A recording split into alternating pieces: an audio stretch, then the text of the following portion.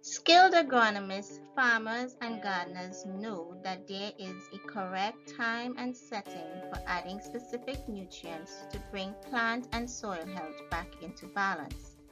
To get acquainted with this subtle art, they learn what signs, symptoms, pests, disease, soil states, and even the stage of growth in a plant's life to look for before deciding what nutrients to add.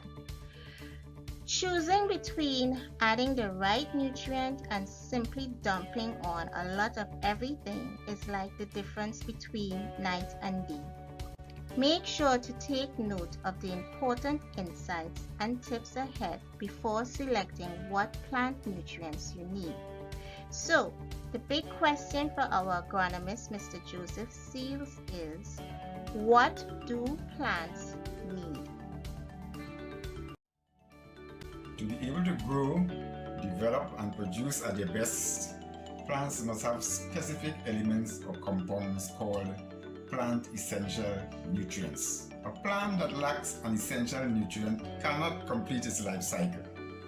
For example, the seed may not germinate, the plant may not be able to develop roots, stems, leaves, or flowers properly, or it may not be able to produce seeds to create new plants. Often the plant itself will die. Fertile soil contains all the major nutrients for basic plant nutrition. For example, nitrogen, phosphorus, and potassium, as well as other nutrients needed in smaller quantities, like, for example, calcium, magnesium, sulfur, iron, zinc, copper, boron, molybdenum, and nickel. The nitrogen, phosphorus, and potassium we call the macro elements, primary macro element. And the secondary macro elements are calcium, magnesium, and sulfur. Then we have what we call micronutrients, such as iron, zinc, copper, boron, molybdenum, and nickel.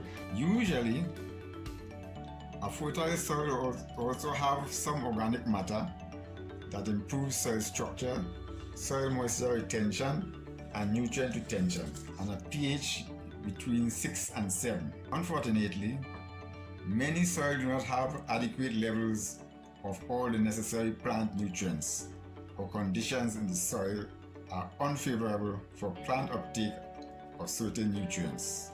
Now, growers that focus on soil fertility are interested in managing nutrients to improve crop production.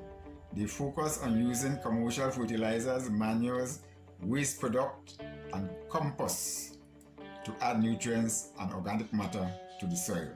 Sometimes they also add chemicals that change the pH to a more optimum level for nutrient availability to plants.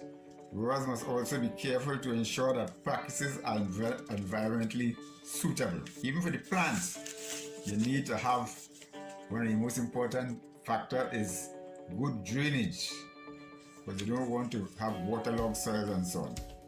And sometimes, due to waterlogging and so on, certain elements are not available to the plants. So therefore, drainage is one of the most important aspects of the nutrition of plants. Now, there are some symptoms, typical symptoms of lack of essential nutrients in plants. For example, yellow leaves indicate a nitrogen deficiency. Yellow edges indicate a magnesium deficiency. Warped, misshaped leaves reveal a calcium deficiency. Purple, reddish leaves indicate a lack of phosphorus. Also, abnormally dark green old foliage is another sign of not enough phosphorus. Deformed fruits, typically due to potassium, though nitrogen excess can contribute to it.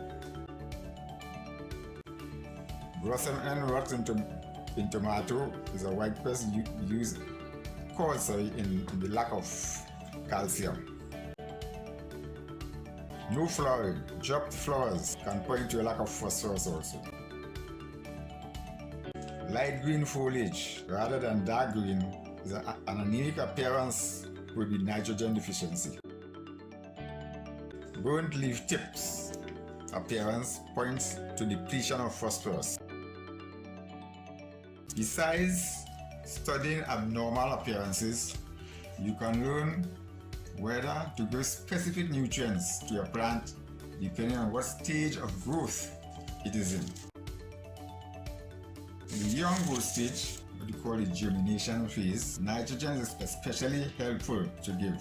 Do adequate levels of all nutrients are critical at this stage. Newly transplanted vegetative phase will benefit especially from higher amounts of rooting supporting nutrients like phosphorus and potassium. The blossoming or reproductive phase benefits from phosphorus, potassium and calcium in particular.